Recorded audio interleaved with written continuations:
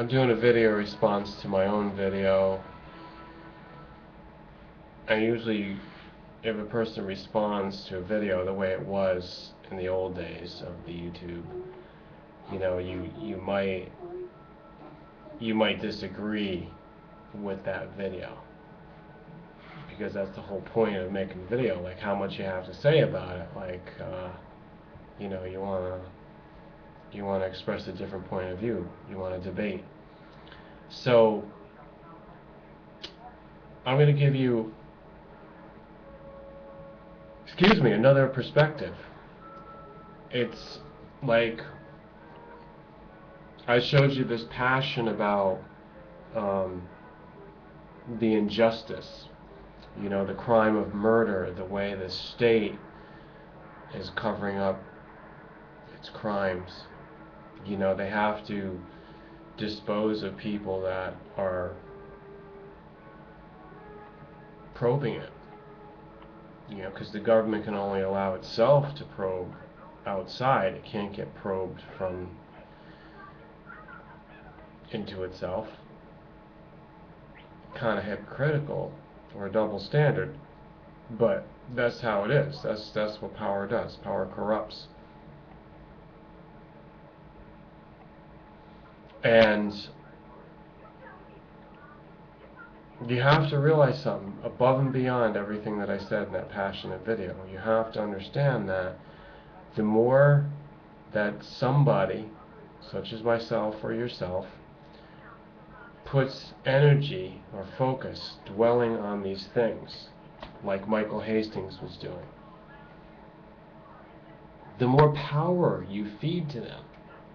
And this is like an ultimate principle. You have to realize that when you go into the world and you wonder about what's going on, but then we're actually to blame for that. All this conspiracy stuff and all this thing with the UFOs and the aliens and the Illuminati and the reptilians and David Icke and all them, you're feeding the beast. You're feeding it. It gets off on that attention. So I'm not going to pay attention to it anymore. Well, until I do the next video where I have to address some recent shocking event or some information, some intel that they're putting out there, some riddle. So this thing's a riddle. It's like, let's probe and see who's going to care. There you go. There's another take on everything. I'm not saying I don't care. I'm just saying that there is a higher consciousness to be aware of what the full truth is.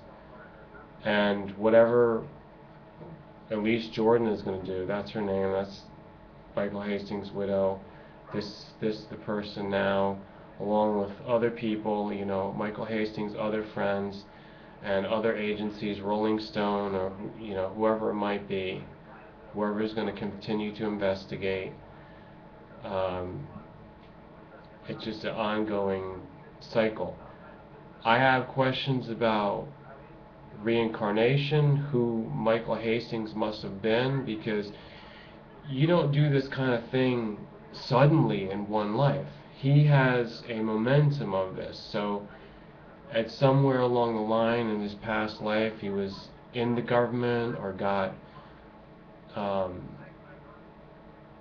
what kind of word can I use here? He got reneged by the government, like they went against him, or they lied and they defaulted on something. I mean, he obviously wants revenge. He obviously, in the highest intellectual way. I mean, he's not like a foreign military wanting to fight the military. He's like, attacking them on the mental level. And I think that's about revenge. I think it's vengeance. I think something happened to him in another lifetime. Not just this lifetime. I mean, you can see. When he was in his 20s, what was it, maybe like 10 years ago?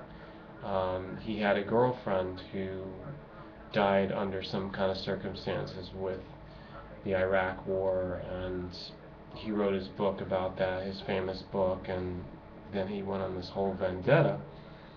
Which I can understand all that. I know that they deserve it. I mean, look, trust me. The military deserves to die. Jesus said in the Bible, you kill by the sword, you die by the sword. He was referring to them. Well, he did say that in the heat of the moment when they could have fought, but he said, like, so I don't want to take it totally out of context, but the fact is that these violent people, these warmongers in the world, the military, they deserve it.